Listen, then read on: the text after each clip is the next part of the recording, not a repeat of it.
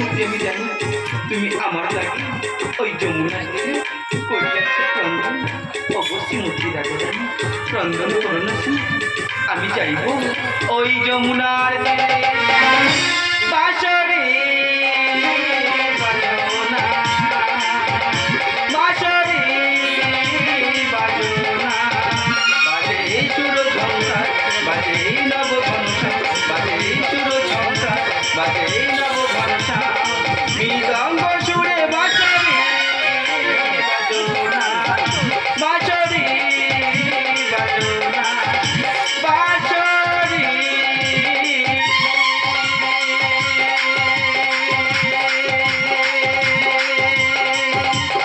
বাজো না।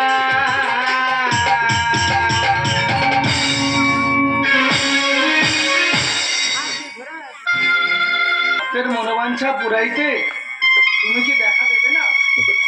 তোমার জন্য যে আমি কতকাল এই যমুনার তীরে অপেক্ষা করছি। ও তুমি কি তাহলে সত্যি আসবে না? তাহলে এই জীবন থেকে কি লাভ? তাই আমি এই জীবন ওই যমুনার জলে বিসর্জন দিলাম। বাঁশির মূর্ছনা দে পিয়া ভাসে একই জলেতে, সে বাঁশরি বাজাবো না যে আমার পিয়া রে দাদা, যে আমার পিয়া রে দাদা।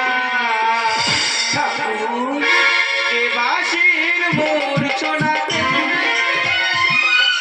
পিয়া ভাসে একই জলেতে, যে বাঁশরি বাজাবো না